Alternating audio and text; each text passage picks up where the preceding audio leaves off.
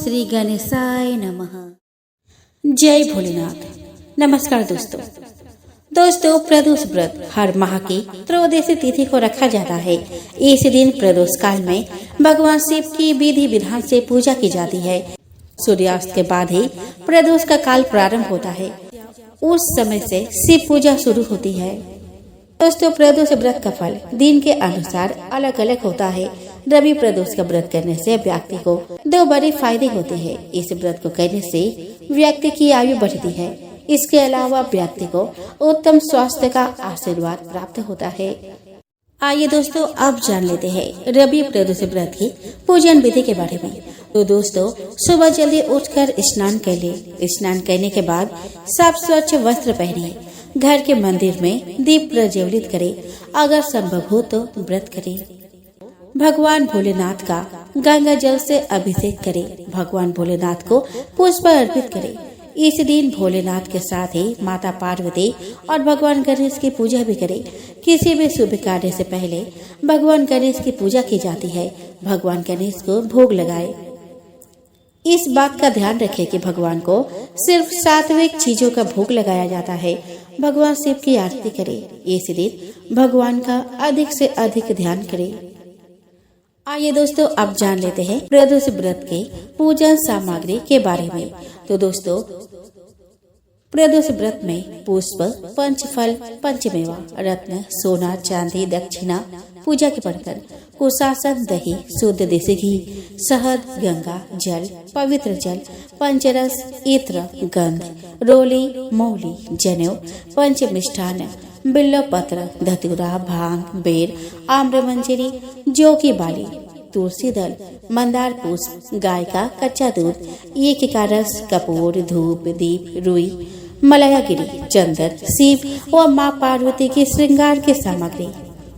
आइए दोस्तों अब हम श्रवण करें रवि प्रदोष व्रत की पावन कथा। दोस्तों रविवार के दिन यह व्रत आने के कारण इसे रवि प्रदोष व्रत कहा जाता है। प्रदोष व्रत हर महीने के 2 पक्षों की त्रयोदशी तिथि को रखा जाता है।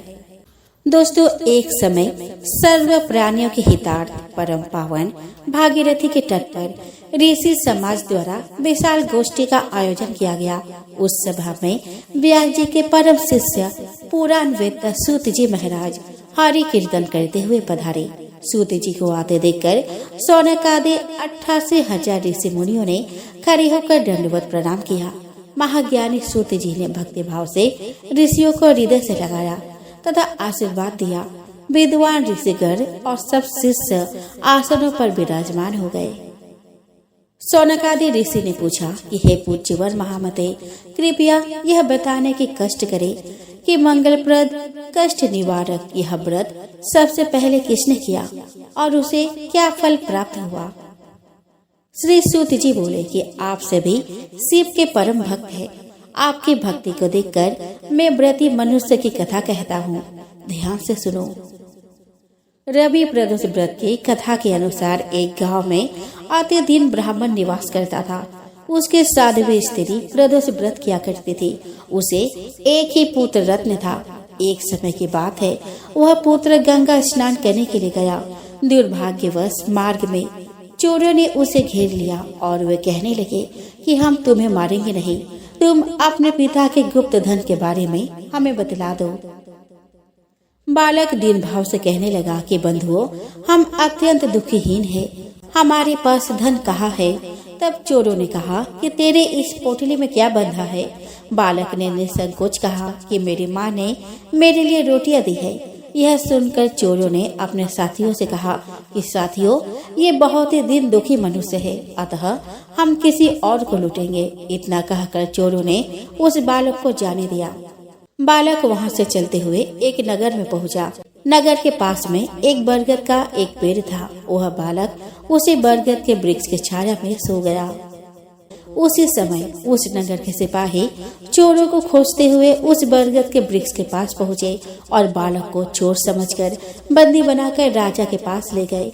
राजा ने उसे कारावास में बंद करने का आदेश दे दिया। ब्राह्मणी का लड़का जब घर नहीं लौटा तब उसे अपने पुत्र की बड़ी चिंता हुई। अगले दिन प्रदोष व्रत था। ब्राह्मणी ने प्रदोष व्रत किया और भगवान शंकर से मन ही मन अपने पुत्र की कुशलता की प्रार्थना करने लगे। भगवान शंकर ने उस ब्राह्मणी की प्रार्थना स्वीकार कर ली।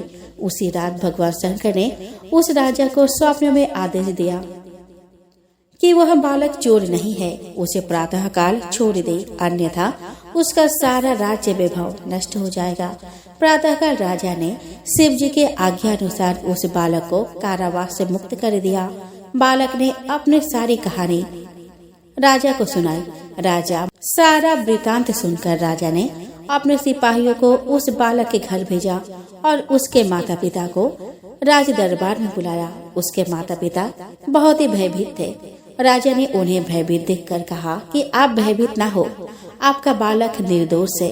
राजा ने ब्राह्मण को 5 गांव दान में दे दिए, जिससे कि वे सुखपूर्वक अपना जीवन व्यतीत कर सके। दोस्तों, भगवान शिव की कृपा से ब्राह्मण परिवार आनंद से रहने लगा। अतः जो मनुष्य रवि प्रदोष व्रत को करता है वह सुखपूर्वक और निरोगी होकर अपना पूर्ण जीवन व्यतीत करता है तथा उसके जीवन में खुशहाली आती है। दोस्तों, एक बार भगवान शिव तथा माता पार्वती नर्मदा नदी किनारे बैठे थे। वहाँ माता पार्वती ने भगवान शिव से समय व्यतीत करने के लिए चौपर खेलने को कहा। शिव चौपर खेलने के लिए तैयार हो गए, परंतु इस खेल में हार जीत का फैसला करेगा कौन, यह प्रश्न उनके समक्ष उठा। तो भगवान शिव ने कुछ तिनके एकत्रित कर उसका एक पुतला बनाकर उसकी प्राण प्रतिष्ठा कर दी और पुतले से कहा कि बेटा, हम चौपर खेलना चाहते हैं, परंतु हमारी हार जीत का फैसला करने वाला कोई नहीं है, इसीलिए तुम बताना कि हम दोनों में से कौन हारा और कौन जीता। उसके बाद भगवान शिव और माता पार्वती का चौपर खेल शुरू हो गया। यह खेल 3 बार खेला गया और संयोग से तीनों बार माता पार्वती ही जीत गई।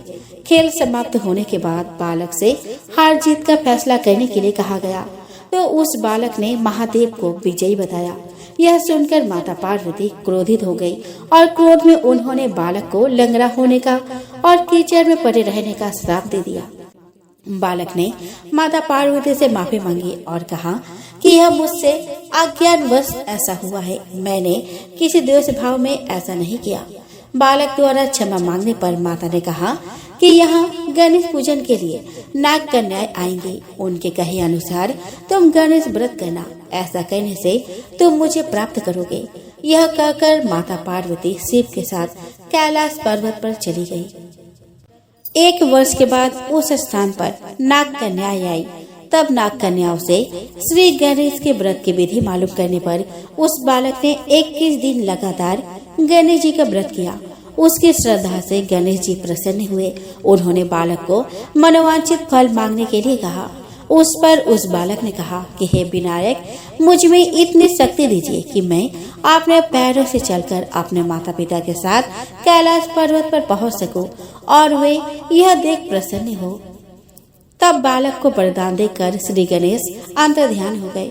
इसके बाद वह बालक कैलाश पर्वत पर पहुंच गया और कैलाश पर्वत पर पहुंचने की अपनी कथा उसने भगवान शिव को सुनाई। चौपर वाले दिन से माता पार्वती शिव जी से विमुख हो गई थी। अतः देवी के रुष्ट होने पर भगवान शिव ने भी बालक के बताए अनुसार 21 दिनों तक श्री गणेश का व्रत किया। इस व्रत के प्रभाव से माता पार्वती के मन से भगवान शिव के लिए जो नाराजगी थी वह समाप्त हो गई। तब यह व्रत विधि भगवान शंकर ने माता पार्वती को बताई। यह सुनकर माता पार्वती के मन में भी अपने पुत्र कार्तिकेय से मिलने की इच्छा जागृत हुई।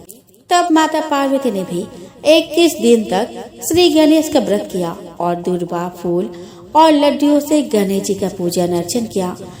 व्रत के 21वें दिन कार्तिकेय स्वयं माता पार्वती से आ मिले। उस दिन से गणेश जी का व्रत समस्त मनोकामनाओं की पूर्ति करने वाले व्रत माना जाता है।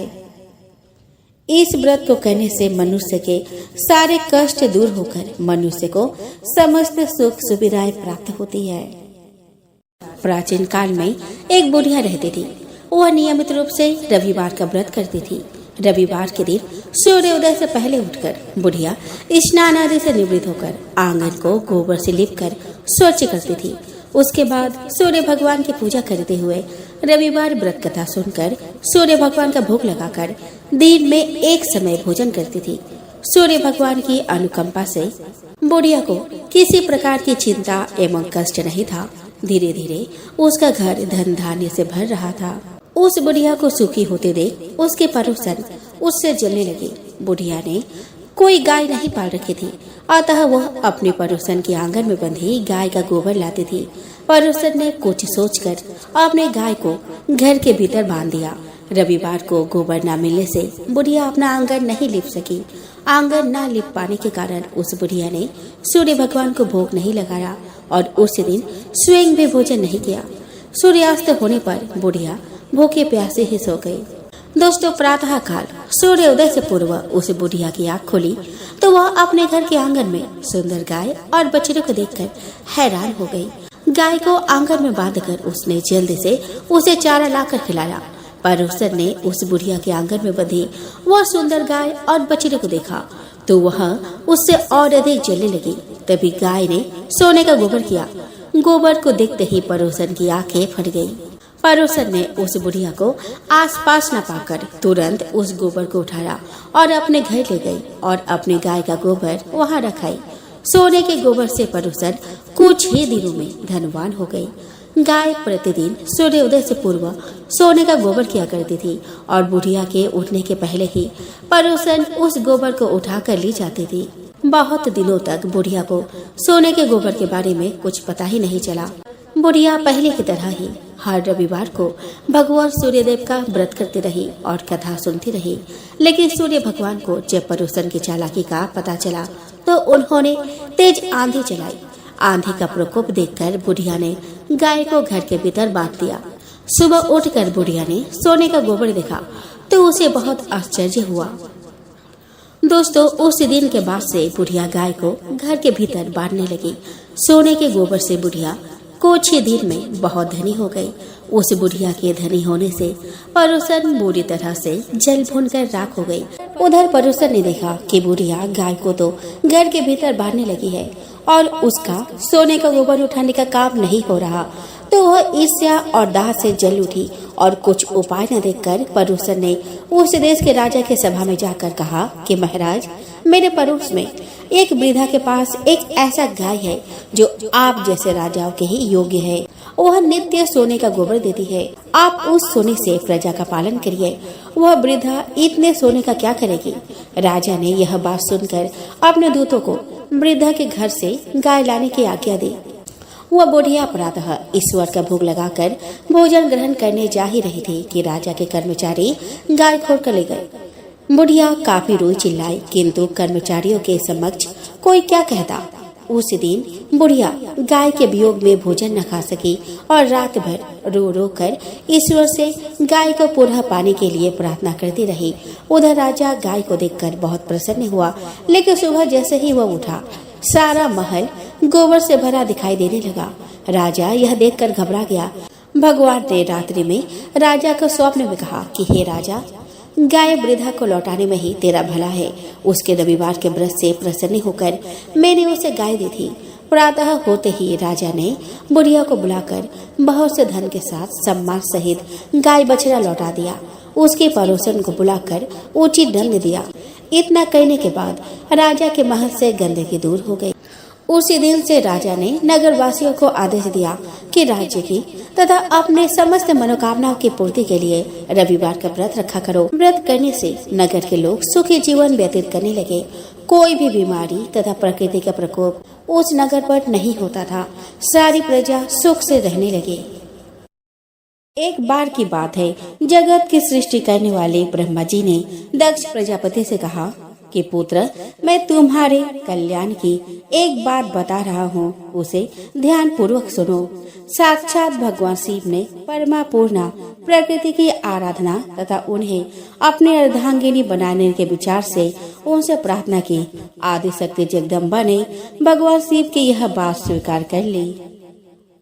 अतः वे महेश्वरी कहीं न कहीं जन्म लेकर शिव को पति के रूप में अवश्य प्राप्त करेंगे।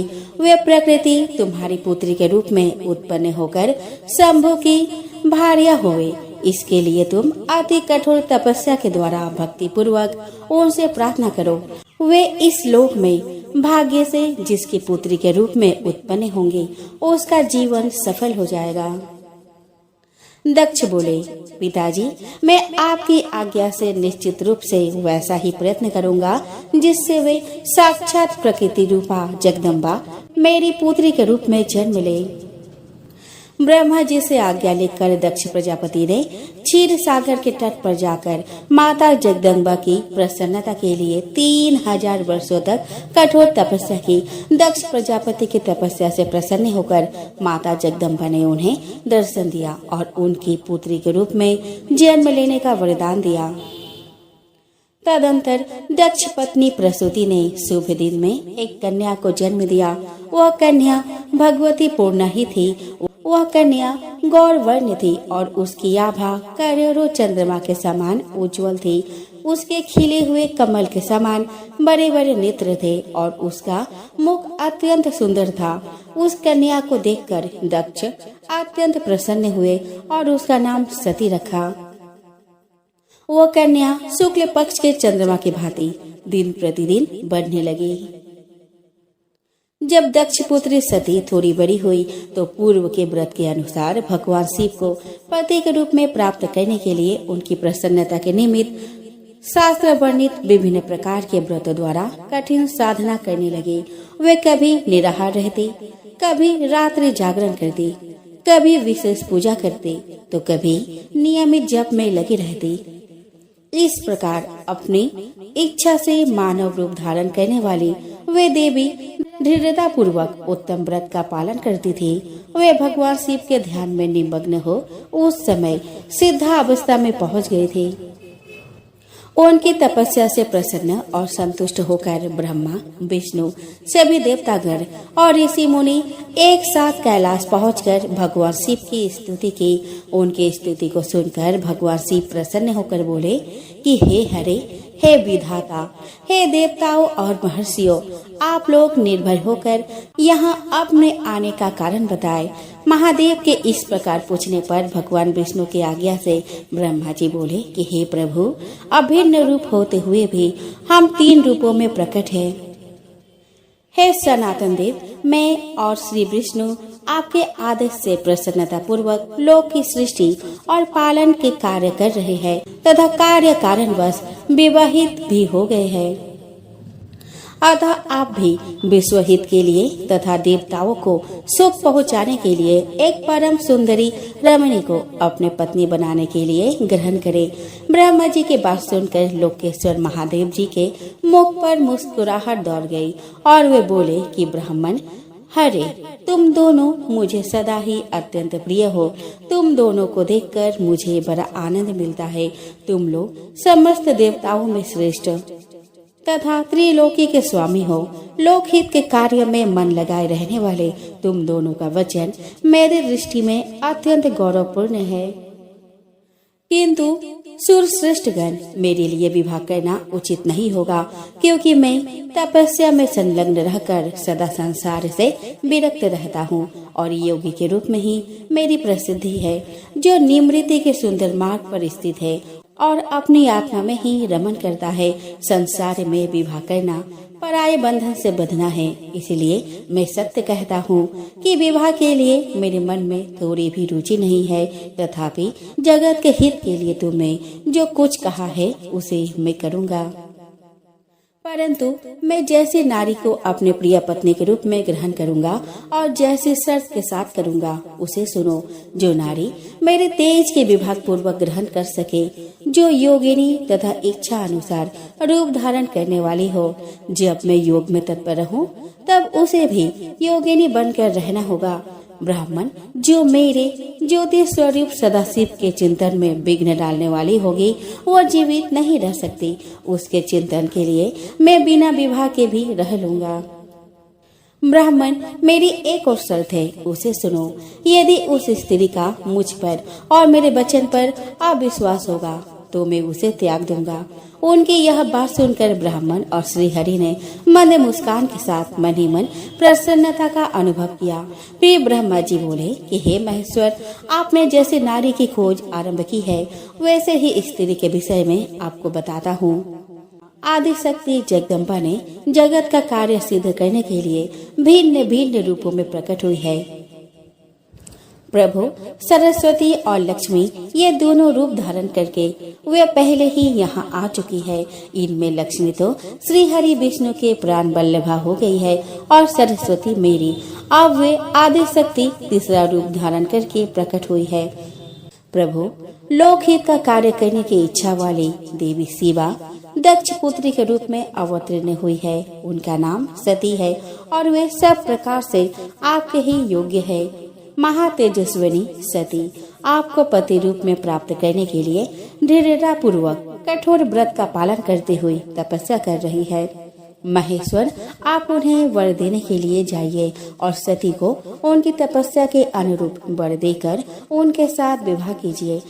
हे शंकर, भगवान विष्णु, मेरी तथा इन सभी देवताओं की यही इच्छा है। तब भक्त वत्सल्य भगवान शिव ने हंसकर कहा, बहुत अच्छा, ऐसा ही होगा। उनके ऐसा कहने पर सभी भगवान शिव से आज्ञा लेकर अपने अपने स्थान को लौट गए। उधर सती ने आश्विन मास के शुक्ल पक्ष की अष्टमी तिथि को उपवास करके भक्ति भाव से परमेश्वर शिव का पूजन किया। इस प्रकार नंदा व्रत पूर्ण होने पर नवमी तिथि को ध्यान मग्न हुई सती को भगवान शिव ने प्रत्यक्ष दर्शन दिए और उन्हें मनोवांछित वर प्रदान करके कैलाश लौट गए। इसके बाद भगवान शिव के स्मरण करने पर ब्रह्मा जी कैलाश पहुँचे और शिव जी की आज्ञा से विवाह का प्रस्ताव लेकर प्रजापति दक्ष के पास पहुँचे। प्रजापति दक्ष को इस विवाह का प्रस्ताव सुनकर अपार हर्ष हुआ और उन्होंने प्रसन्नता पूर्वक इस विवाह की स्वीकृति दे दी। तत्पश्चात वैवाहिक विधि से बड़े धूमधाम के साथ चैत्र मास के शुक्ल पक्ष की त्रयोदशी तिथि को भगवान शिव और देवी सती का विवाह हुआ। विवाह के बाद भगवान शिव प्रथम गरुड़ और अपनी पत्नी सती के साथ कैलाश आ गए और वहां आनंदित होकर दक्ष कन्या सती के साथ विहार करने लगे। एक समय तीनों लोक में विचरने वाले भगवान रुद्र सती के साथ बैल पर आरूढ़ होकर भ्रमण कर रहे थे। घूमते घूमते वे दंडकारण्य में आए। वहां उन्होंने लक्ष्मण सहित श्री राम को देखा, जो रावण द्वारा छल से हरी गई अपनी प्यारी पत्नी सीता की खोज कर रहे थे। वे हा सीते ऐसा पुकारते हुए जहाँ तहाँ देखते और बारंबार रोते। उनके मन में विरह का आवेश छाया हुआ था और उनकी कांति फीकी पड़ गई थी। उस समय भगवान शंकर ने दूर से ही बड़ी प्रसन्नता के साथ उनको प्रणाम किया और दूसरी ओर चल दिए। भगवान शिव के मुंह में डालने वाली ऐसी लीला देखकर सती को बड़ा विस्मय हुआ। वे भगवान शिव से बोली कि हे नाथ, ब्रह्मा विष्णु आदि सब देवता सदा आपकी ही सेवा करते हैं। आप ही सबके द्वारा प्रणाम करने के योग्य है। वेदांत शास्त्र के द्वारा यत्न पूर्वक जानने योग्य निर्विकार परमेश्वर आप ही है। नाथ, ये दोनों पुरुष कौन है? ये दोनों धनुर्धर वीर वन में विचरते हुए बड़े दुखी और दिन प्रतीत होते हैं। इनमें जो बड़े है उनकी अंग कांति नील कमल के समान श्याम है। उसे देखकर आप किस कारण से आनंद विभोर हो उठे थे? प्रभु, स्वामी अपने सेवक को प्रणाम करे, यह उचित नहीं जान पड़ता। स्वामी, आप मेरे संशय का निवारण करे। परमेश्वरी सती ने जब भगवान शिव से इस प्रकार प्रश्न किया तब लीला विशारद शंकर जी ने हंसकर कहा, देवी सुनो, मैं तुमसे यथार्थ बात कहता हूँ। ये दोनों भाई वीरों द्वारा सम्मानित हैं। इनके नाम श्री राम और लक्ष्मण हैं। सूर्य वंश में प्रकट हुए ये दोनों राजा दशरथ के विद्वान पुत्र हैं। इनमें जो गोरे रंग के छोटे भाई है उनका नाम है लक्ष्मण। वो साक्षात शेष का अवतार है। इनके बड़े भैया का नाम श्री राम है। इनके रूप में भगवान विष्णु ही अपने संपूर्ण अंश से प्रकट हुए हैं। ये साधु पुरुषों की रक्षा के लिए इस पृथ्वी पर अवतीर्ण हुए हैं। ऐसा कहकर भगवान शिव चुप हो गए। भगवान शिव के बात सुनकर भी सती के मन को विश्वास नहीं हुआ। सती के मन में मेरी बात पर विश्वास नहीं है, यह जानकर लीला विशारद शंभु बोले कि देवी मेरी बात सुनो, यदि तुम्हारे मन में मेरे कथन पर विश्वास नहीं है तो तुम वहां जाकर अपने ही बुद्धि से श्री राम की परीक्षा कर लो। तब तक मैं इस बरगद के नीचे खड़ा हूँ। भगवान शिव की आज्ञा से सती वहां गई और मन ही मन सोचने लगी कि मैं श्री राम की परीक्षा कैसे करूं। मैं सीता का रूप धारण करके उनके समीप जाती हूँ। यदि वे साक्षात विष्णु है तो मुझे पहचान लेंगे, अन्यथा वे मुझे नहीं पहचान पाएंगे। ऐसा विचार करके सती सीता बनकर प्रभु श्री राम के पास गई। सती को सीता के रूप में सामने आई देखकर श्री राम सब कुछ जान गए और हंसते हुए उन्हें नमस्कार करके बोले, सती जी आपको नमस्कार है। भगवान शंभु कहाँ गए हैं? आप अकेले इस वन में क्यों आई है? देवी आपने अपना रूप त्याग कर यह नूतन रूप क्यों धारण किया है? मुझ पर कृपा करके इसका कारण बताइए। सती ने प्रभु श्री राम से वह सब बात बताई कि किस प्रकार भगवान शिव को प्रणाम करते देखकर उनके मन में संदेह उत्पन्न हो गया था और अपने संदेह के निवारण के लिए शिव जी की आज्ञा से श्री राम की परीक्षा लेने यहाँ चली आई। मन से संदेह मिट जाने पर माता सती उदास होकर शिव जी के पास लौटी। उनको भगवान शिव के वचनों पर विश्वास न करने का पश्चाताप होने लगा। वे शोक से व्याकुल और निस्तेज हो गए थे। सती को दुखी देखकर भगवान हर ने उनका कुशल समाचार पूछा और प्रेम पूर्वक कहा, तुमने किस प्रकार परीक्षा ली? उनकी यह बात सुनकर सती मस्तक झुकाए उनके पास खड़ी हो गई। भगवान महेश्वर ने ध्यान लगाकर सती का सारा चरित्र जान लिया और उन्हें मन से त्याग दिया, पर उन्होंने सती को पूर्व में किए हुए अपने प्रतिज्ञा के विषय में कुछ नहीं बताया। इसके बाद वे दोनों कैलाश चले गए। एक समय समस्त ऋषि मुनि प्रयाग में एकत्र हुए और वहाँ एक विशाल यज्ञ हुआ। उस यज्ञ में ब्रह्मा जी, सनकादि ऋषिगण, नारद मुनि, देवता और ब्रह्मज्ञानी संत भी पधारे थे। वहाँ अनेक प्रकार के उत्सवों के साथ ज्ञान चर्चा और शास्त्रार्थ हो रहे थे। उसी समय देवी सती तथा प्रथम गणों के साथ भगवान शिव भी वहां आ पहुँचे। भगवान शिव को आया देखकर सभी ने भक्ति भाव के साथ उनकी स्तुति की और उनकी उचित आसन प्रदान किया। फिर शिव जी की आज्ञा पाकर सब लोग प्रसन्नता पूर्वक यथास्थान बैठ गए।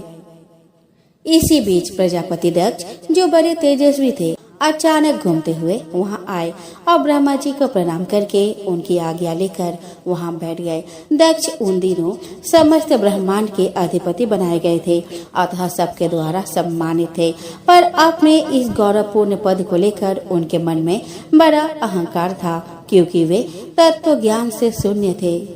उस समय देवर्षि नारद सहित सभी ने हाथ जोड़कर दक्ष का आदर सत्कार किया, पर जो सबके स्वामी और परमेश्वर है, उन महेश्वर ने उस समय दक्ष को मस्तक नहीं झुकाया। वे अपने आसन पर बैठे ही रह गए। महादेव जी को मस्तक न झुकाए देख ब्रह्मा जी के पुत्र प्रजापति दक्ष मन ही मन अप्रसन्न हो गए।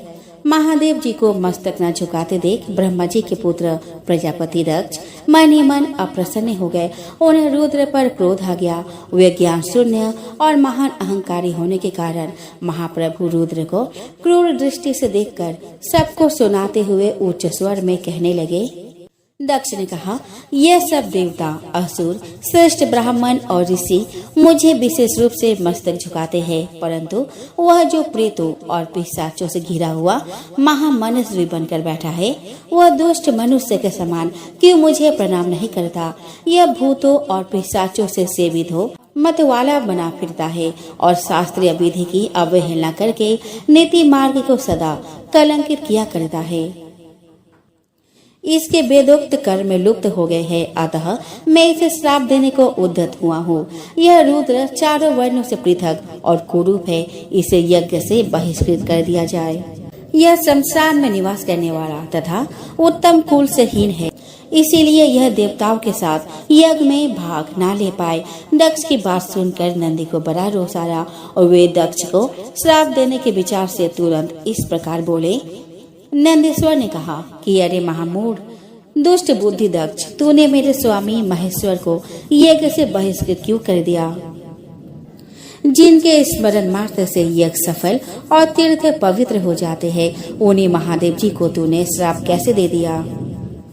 हे ब्राह्मणों से अधम दक्ष, जिन्होंने इस जगत की सृष्टि की, जो इसका पालन करते हैं और अंत में जिनके द्वारा इसका संहार होगा, उन्हीं महेश्वर को तूने श्राप कैसे दे दिया? दुर्बुद्धि दक्ष, तुझे शिव तत्व का जरा भी ज्ञान नहीं है। यहाँ जो भी भगवान रुद्र से विमुख तुझ जैसे दुष्ट ब्राह्मण विद्यमान हैं, उनको मैं रुद्र तेज के प्रभाव से ही श्राप दे रहा हूँ। तुझ जैसे ब्राह्मण कर्म फल के प्रशंसक वेदवाद में फंसकर वेद के तत्व ज्ञान से शून्य हो जाए। वे ब्राह्मण सदा भोगों में तन्मय रहकर स्वर्ग को ही सबसे बड़ा पुरुषार्थ मानते हुए क्रोध, लोभ और अहंकार से युक्त हो निर्लज और भिक्षुक बने रहे। दूषित दान ग्रहण करने के कारण वे सदा नगरगामी बने रहेंगे। इस प्रकार कुपित हुए नंदी ने जब ब्राह्मणों को और दक्ष ने महादेव जी को श्राप दिया, तब वहाँ हाहाकार मच गया। सदाशिव महादेव नंदी की बात सुनकर हंसते हुए वे मधुर वाणी में बोले, नंदी, मेरी बात सुनो। तुम तो परम ज्ञानी हो, तुम्हें क्रोध नहीं करना चाहिए। तुमने भ्रम से यह समझकर कि मुझे श्राप दिया गया, व्यर्थ ही ब्राह्मण कुल को श्राप दे डाला। वास्तव में मुझे किसी का श्राप छू नहीं सकता, अतः तुम्हें उत्तेजित नहीं होना चाहिए। भगवान शंभु के इस प्रकार समझाने पर नंदी क्रोध रहित एवं शांत हो गए। इसके बाद भगवान शिव अपने गणों के साथ प्रसन्नता पूर्वक वहां से अपने स्थान को चल दिए। इधर दक्ष भी ब्राह्मणों के घिरे हुए अपने स्थान को लौट गए, पर उनका मन शिव द्रोह में तत्पर था। रुद्र को श्राप दिए जाने की घटना का स्मरण करके दक्ष सदा रोष से भरे रहते थे। उनकी बुद्धि पर मूढ़ता छा गई थी। वे शिव के प्रति श्रद्धा को त्याग कर शिव पूजकों की निंदा करने लगे। एक समय दक्ष ने कनखल नामक तीर्थ में एक बहुत बड़े यज्ञ का आयोजन किया। उस यज्ञ की दीक्षा लेकर उन्होंने उस समय समस्त देव ऋषियों, महर्षियों और देवताओं को बुलाया। वे सभी उस यज्ञ में पधारे। दूसरे बहुसंख्यक मुनि अपने स्त्री और पुत्रों के साथ लेकर हर्ष पूर्वक दक्ष के यज्ञ में सम्मिलित हुए। इनके अलावे लोकपालगण और सभी उपदेवता अपने सैन्य शक्ति के साथ वहां पधारे थे। दक्ष ने प्रार्थना करके ब्रह्मा जी को भी सत्यलोक से बुलवाया था। इसी प्रकार सादर प्रणाम करके भगवान विष्णु भी वैकुंठ लोक से उस यज्ञ में बुलाए गए थे। शिवद्रोही दक्ष ने उन सब का बड़ा सत्कार किया। विश्वकर्मा ने अत्यंत विशाल और बहुमूल्य भवन बनाए थे। दक्ष ने उन भवनों में ही सभी अतिथियों की ठहरने की व्यवस्था की थी। सभी लोग सम्मानित हो उन भवन में यथा योग्य स्थान पाकर ठहरे हुए थे। दक्ष ने उस यज्ञ में भृगु आदि ऋषियों को ऋत्विज बनाया था। संपूर्ण मधुर गणों के साथ स्वयं भगवान विष्णु उसके अधिष्ठाता थे। ब्रह्मा जी वेद त्रय की विधि बताने वाले थे। सभी दिक्पाल अपने आयुधों के साथ यज्ञ के द्वारपाल बने थे। दक्ष ने अपने उस महायज्ञ में गंधर्वों, विद्याधरों, सिद्धों, 12 आदित्य तथा नागलोक के नागों को भी आमंत्रित किया था। मंगलाचार करके जब दक्ष ने यज्ञ की दीक्षा ली, तब वे अपने पत्नी के साथ बड़ी शोभा पाने लगे। इतना सब करने पर भी दुरात्मा दक्ष ने उस यज्ञ में भगवान शंभु को आमंत्रित नहीं किया। सती प्रजापति दक्ष की प्रिय पुत्री थी, तो भी शिव की पत्नी होने के कारण दोषदर्शी दक्ष ने उन्हें अपने यज्ञ में नहीं बुलाया। जब देवर्षि गण बड़े उत्साह और हर्ष के साथ दक्ष के यज्ञ में जा रहे थे, उसी समय देवी सती अपने प्रिय सखियों के साथ कैलाश पर्वत पर बैठी हंसी ठिठोली कर रही थी। प्रसन्नता पूर्वक क्रीड़ा में लगी हुई देवी सती ने उस समय रोहिणी के साथ दक्ष यज्ञ में जाते हुए चंद्रमा को देखा। उन्हें आते देखकर माता सती अपने प्रिय सखी विजया से बोली, विजय, जल्दी जाकर पूछ तो आ, ये चंद्रदेव रोहिणी के साथ कहाँ जा रहे हैं। सती के इस प्रकार आज्ञा देने पर विजया तुरंत उनके पास गई और उसने चंद्रदेव से शिष्टाचार के साथ पूछा कि चंद्रदेव, आप कहाँ जा रहे हैं। विजया का प्रश्न सुनकर चंद्रदेव ने आदर पूर्वक अपनी यात्रा का उद्देश्य बताया। दक्ष के यहाँ होने वाले यज्ञ का सारा वृतांत कहा। यह सब सुनकर विजया देवी सती के पास आई और चंद्रमा ने जो कुछ कहा था वह सब सती को बताया। उसे सुनकर सती देवी को बड़ा विस्मय हुआ। अपने यहाँ सूचना न मिलने का क्या कारण है, ये बहुत सोचने विचारने पर भी उनकी समझ में नहीं आया। तब उन्होंने पार्षदों से घिरे हुए अपने स्वामी भगवान शिव के पास जाकर उनसे पूछा। सती बोली कि प्रभु, मैंने सुना है कि मेरे पिताजी के यहाँ कोई बहुत बड़ा यज्ञ हो रहा है, उसमें बहुत बड़ा उत्सव होगा। नाथ, पिताजी के उस महान यज्ञ में चलने की रुचि आपको क्यों नहीं हो रही है? इस विषय में जो बात हो वह सब बताइए। आप मेरी प्रार्थना मानकर प्रयत्न करके मेरे साथ पिताजी के यज्ञशाला में आज ही चलिए।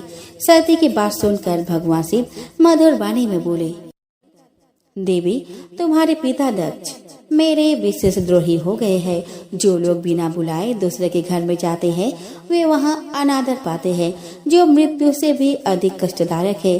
अतः प्रिय, तुमको और मुझको तो विशेष रूप से दक्ष के यज्ञ में नहीं जाना चाहिए। शंकर जी के ऐसा कहने पर सती रोष पूर्वक बोली कि शंभो, आप सबके ईश्वर है, जिनके जाने से यज्ञ सफल होता है, उन्हीं को मेरे दुष्ट पिता ने आमंत्रित नहीं किया। प्रभु, मेरे पिता ने किस कारण आपको नहीं बुलाया वह सब मैं जानना चाहती हूँ। अतः मैं आज ही पिता के यज्ञ में जाती हूँ। नाथ, आप मुझे वहाँ जाने की आज्ञा दीजिए। देवी सती के ऐसा कहने पर सर्वज्ञ भगवान रुद्र ने कहा, उत्तम व्रत का पालन करने वाली देवी, यदि वहां जाने की तुम्हारी इच्छा है तो मेरी आज्ञा से तुम शीघ्र अपने पिता के यज्ञ में जाओ। तुम सुसज्जित नंदी वृषभ पर आरूढ़ होकर मेरे प्रथम गणों को साथ लेकर एक महारानी के समान वहां जाओ। भगवान रुद्र के इस प्रकार आदेश देने पर सुंदर आभूषणों से अलंकृत सती देवी सब साधनों से युक्त हो असंख्य शिव गणों के साथ नंदी पर आरूढ़ होकर पिताजी के घर की ओर चली। दक्ष कन्या सती उस स्थान पर गई जहां वह महान यज्ञ हो रहा था। सती ने वहां अपने पिता के भवन को अनेक प्रकार की आश्चर्यजनक वस्तुओं से संपन्न, उत्तम प्रभा से परिपूर्ण, मनोहर तथा देवताओं और मुनियों के समुदायों से भरा हुआ देखा। देवी सती भवन के द्वार पर जाकर खड़ी हुई और अपने वाहन नंदी से उतरकर अकेले ही शीघ्रता पूर्वक यज्ञशाला के भीतर चली गई। सती को आई देख उनके माता और बहनों ने यथोचित आदर सत्कार किया, पर दक्ष ने उन्हें देखकर भी उनका आदर नहीं किया और दक्ष के भय से दूसरे लोग भी उनके प्रति आदर का भाव न दिखा सके। पिता सहित सब लोगों के द्वारा तिरस्कार प्राप्त होने से सती को बहुत दुख हुआ, तो भी उन्होंने अपने माता पिता के चरणों में मस्तक झुकाया। उस यज्ञ में सती ने विष्णु आदि देवताओं के भाग देखे, परंतु शंभु का भाग उन्हें नहीं दिखाई दिया। तब सती ने भारी क्रोध प्रकट किया। वे अपमानित होने पर भी रोष से भरकर दक्ष से बोली, हे प्रजापति, आपने परम मंगलकारी भगवान शिव को इस यज्ञ में क्यों नहीं बुलाया, जिनके द्वारा यह संपूर्ण चराचर जगत पवित्र होता है, जो स्वयं ही यज्ञ है। उन भगवान शिव के बिना यज्ञ की सिद्धि कैसे हो सकती है? द्रव्य, मंत्र, हव्य और कव्य, ये सब जिनके स्वरूप है, उन्हीं भगवान शिव के बिना इस यज्ञ का आरंभ कैसे किया गया? क्या आपने भगवान शिव को सामान्य देवता समझकर उनका अनादर किया है? आज आपकी बुद्धि भ्रष्ट हो गई है, इसीलिए आप पिता होकर भी मुझे अधम प्रतीत हो रहे हैं। ऐसा कहने के बाद परमेश्वरी सती ने भगवान विष्णु, ब्रह्मा, इंद्र आदि सब देवताओं को तथा समस्त ऋषियों को बड़े बड़े शब्दों में फटकारा। इस प्रकार क्रोध से भरी हुई जगदम्बा सती ने वहाँ व्यथित हृदय से अनेक प्रकार की बातें कही।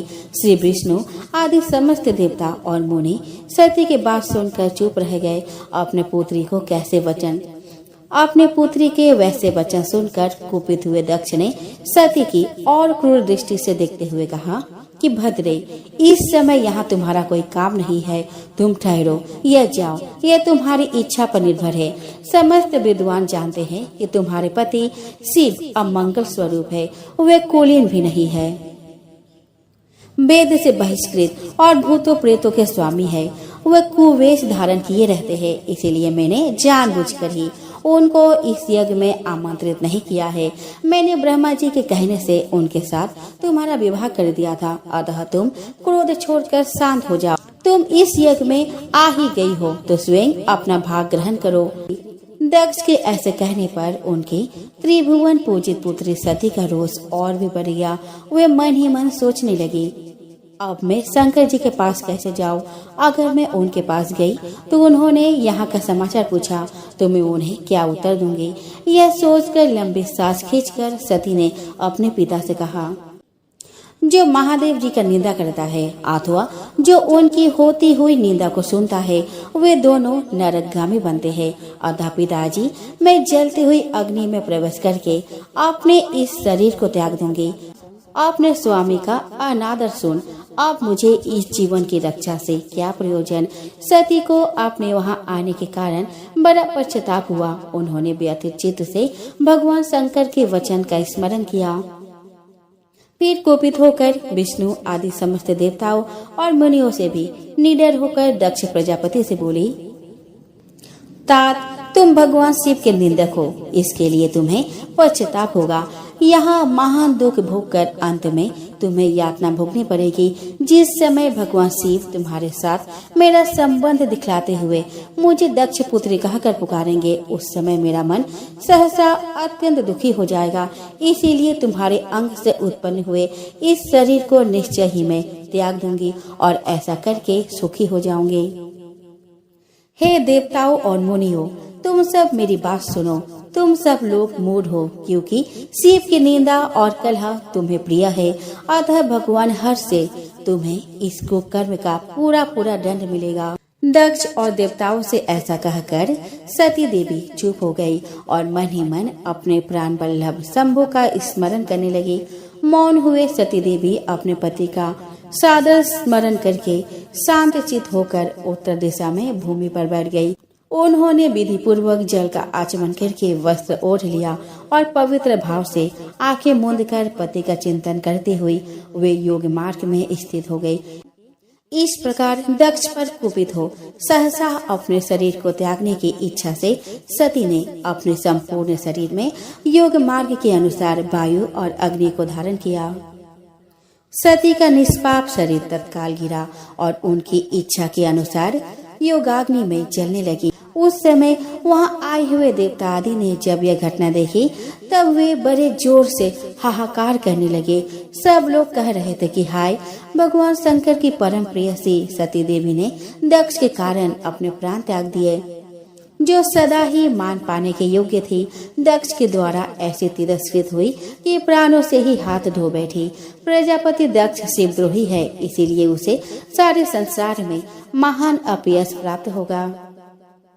जिस समय सब लोग ऐसा कह रहे थे, उसी समय यज्ञ मंडप के द्वार पर खड़े शिव जी के पार्षद सती का यह अद्भुत प्राण त्याग देखकर तुरंत ही क्रोध पूर्वक अस्त्र शस्त्र लेकर दक्ष को मारने के लिए आगे बढ़े। उन आक्रमणकारी शिव के पार्षदों के वेग को देखकर भृगु ऋषि ने यज्ञ में विघ्न डालने वाले का नाश करने के उद्देश्य से मंत्रों द्वारा यज्ञ कुंड में आहुति दी।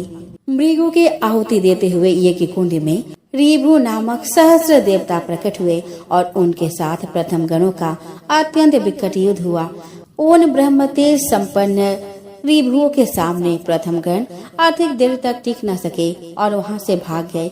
यह सब देखकर सभी देवता भगवान विष्णु के पास जाकर उनसे प्रार्थना करने लगे कि किसी भी प्रकार यह विपत्ति टल जाए। प्रथम गणों के नाश होने और भगाए जाने से जो भावी परिणाम होने वाला था, उसका विचार करके श्री विष्णु आदि देवता अत्यंत उद्विग्न हो उठे। मृगों के मंत्र बल से भाग जाने के कारण जो वीर शिवगण नष्ट होने से बच गए थे, वे भगवान शिव के शरण में गए। उन सब ने अमित तेजस्वी भगवान रुद्र को सादर प्रणाम करके वहाँ यज्ञ में जो कुछ हुआ था वो सारी घटना उनसे कहा सुनाई। अपने पार्षदों की बात सुनकर भगवान शिव ने वहाँ की सारी घटना जानने के लिए देवर्षि नारद का स्मरण किया। भगवान शिव के स्मरण करते ही नारद मुनि वहाँ आ पहुँचे और शिव जी को प्रणाम करके खड़े हो गए। इसके बाद भगवान शिव के पूछने पर देवर्षि नारद ने उनको दक्ष यज्ञ की सारी घटना सुना दी कि किस प्रकार दक्ष के अपमानजनक शब्दों से आहत होकर देवी सती ने योगाग्नि में जलकर अपने प्राणों का अंत कर लिया। नारद मुनि की पूरी बात सुनकर महान पराक्रम से संपन्न भगवान चंद्र ने उस समय भारी क्रोध प्रकट नारद मुनि की पूरी बात सुनकर महान पराक्रम से संपन्न भगवान रुद्र ने उस समय भारी क्रोध प्रकट किया। लोक संहारक रुद्र ने अपने सिर से एक जटा उखाड़ी और उसे रोषपूर्वक एक चट्टान पर पटका। भगवान शंकर के पटकने से उस जटा के 2 टुकड़े हो गए और प्रलय के समान बड़ा भयंकर शब्द प्रकट हुए। उस जटा के एक भाग से महाबली वीरभद्र प्रकट हुए, जो समस्त शिवगणों के नायक है, और दूसरे भाग से महाकाली उत्पन्न हुई। उन दोनों का रूप बहुत भयंकर और विकराल था। ऐसा लगता था कि युद्ध में वे दोनों मिलकर काल को भी परास्त कर देंगे।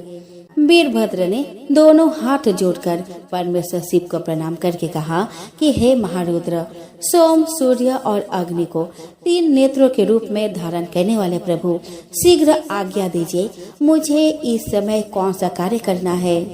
ईशान, क्या मुझे आधे ही क्षण में सारे समुद्र को सुखा देना है या इतने ही समय में संपूर्ण पर्वतों को पीस डालना है?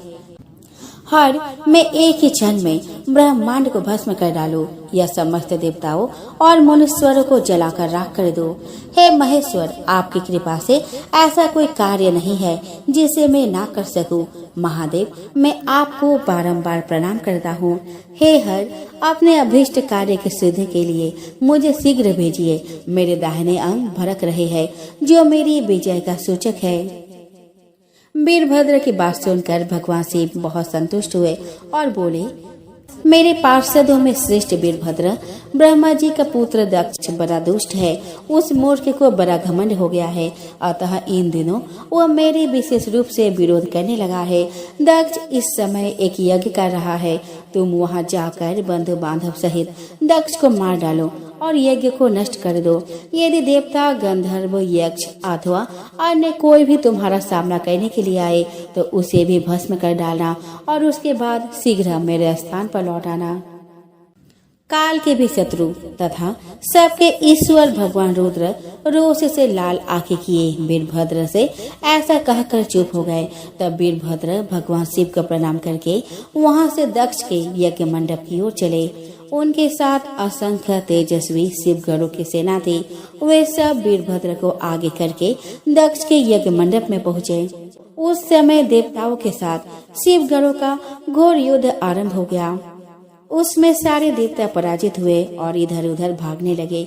दक्ष यज्ञ की रक्षा का भार लेने के कारण न चाहते हुए भी भगवान विष्णु को वीरभद्र के साथ युद्ध करना पड़ा। वीरभद्र के समक्ष भगवान विष्णु के समस्त अस्त्र शस्त्रों के साथ सुदर्शन चक्र भी निस्तेज हो गया। तब भगवान विष्णु वहां से अंतर्ध्यान हो गए।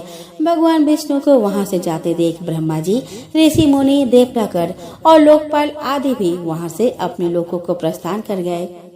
ब्रह्मा जी के पुत्र दक्ष भयभीत होकर छिप गए थे। तब वीरभद्र ने उनका पता लगाकर उन्हें बलपूर्वक पकड़ लाए और उनका सिर काटकर अग्नि कुंड में डाल दिया। वीरभद्र दक्ष और उनके यज्ञ का विध्वंस करके तुरंत ही वहां से कैलाश पर्वत चले गए।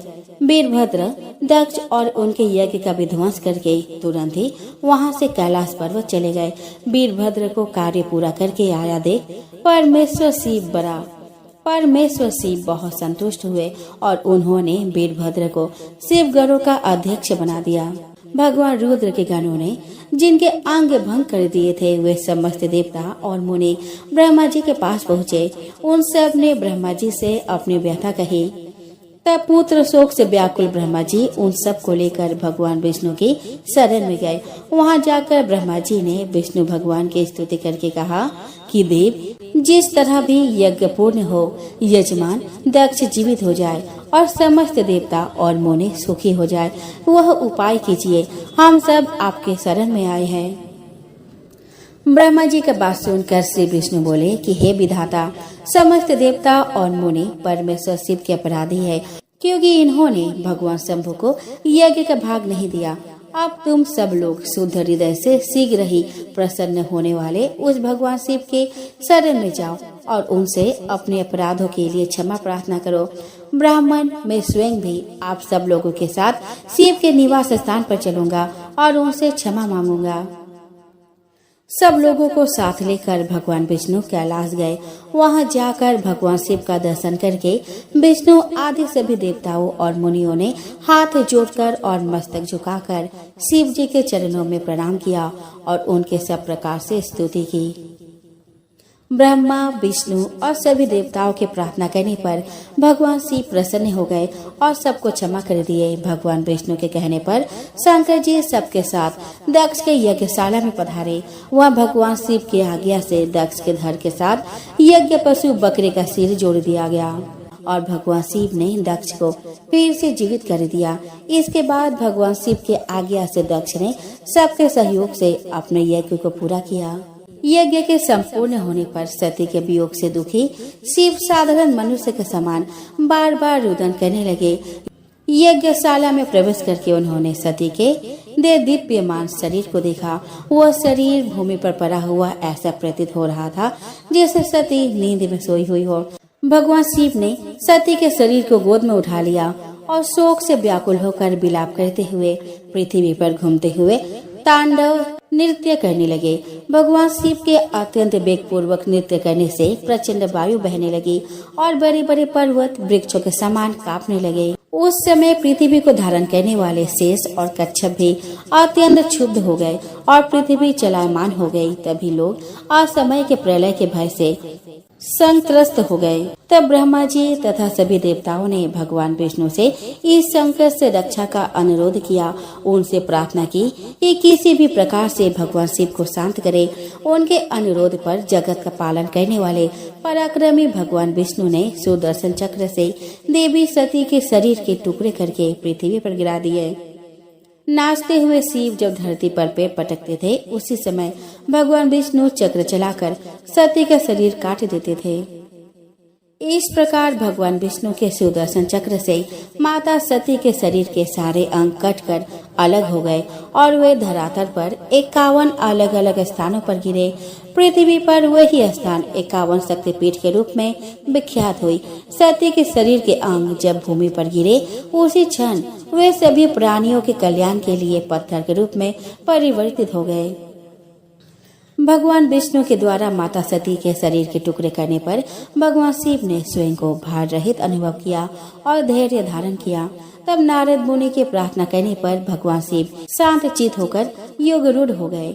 इन सभी 51 शक्तिपीठ में कामरूप प्रदेश कामाख्या, जहाँ माता सती के शरीर का योनि भाग गिरा था, वह सर्वोत्तम शक्तिपीठ है। उसी स्थान पर माता जगदम्बा को प्रसन्न करने के लिए भगवान शिव ने कठोर तपस्या की थी। उनको फिर से पत्नी रूप में प्राप्त करने का आग्रह किया था। भगवान शिव की तपस्या से प्रसन्न होकर माता सती ने शिव जी को अपने अष्टभुजा रूप में दर्शन दिया और उन्हें हिमालय की पुत्री पार्वती होकर जन्म लेने और फिर उनकी अर्धांगिनी बनने का वचन दिया। आइए दोस्तों, अब हम श्रवण करेंगे शिव चालीसा। श्री गणेश गिरिजा सुवन मंगल मूल सुजान, कहत अयोध्या दास तुम देहु अभय वरदान। जय गिरिजापति दीन दयाला, सदा करत संतन प्रतिपाला। बाल चंद्रमा सोहत नीके, कानन कुंडल नागफनी के। अंग गौरी सिर गंग बहाए, मुंडे माल तन छाड़ लगाए। वस्त्र खाल बागंबर सोहे, छवि को देख नाग मुनि मोहे। मैना मातु की है वे दुलारी, बाम अंग सोहत छवि न्यारी। कर त्रिशूल सोहत छवि भारी, करत सदा शत्रु क्षयकारी। नंद गणस सोहता कैसे, सागर मध्य कमल है जैसे। कार्तिक श्याम और गणराऊ, या छवि को कही जात न काऊ। देवन जब ही जाय पुकारा, तब ही दुख प्रभु आप निवारा। किया उपद्रव तारक भारी, देवन सब मिली तुम ही जुआरी। तुरत सदानन आप पठाओ, लवनी में से मारी गिराओ। आप जलंधर असो संहारा, सूयस तुम्हार विदित संसारा। त्रिपुरासुर सन युद्ध मचाई, सब ही कृपा कर लीन बचाई। किया तब ही भागीरथ भारी, पूरब प्रतिज्ञा तसु पुरारी। दानी महतुम सम कोई नाही, सेवक स्तुति करत सदाही। वेद नाम महिमा तब गाई, अकथ अनादि भेद नहीं पाई। प्रगट उदधि मंथन में ज्वाला, जरे सुरासुर भय बिहाला। किन्हीं दया तह कर सहाय, नीलकंठ तब नाम कहाई। पूजन रामचंद्र जब कीन्हा, जीत के लंक विभीषण दीन्हा। सहस कमल में हो रहे धारी, इन्ह परीक्षा तब ही पुरारी। एक कमल प्रभु राखे जोही, कमल नयन पूजन जह सोई। कठिन भक्ति देखी प्रभु संकट, भय प्रसन्न दिहे इच्छित वर।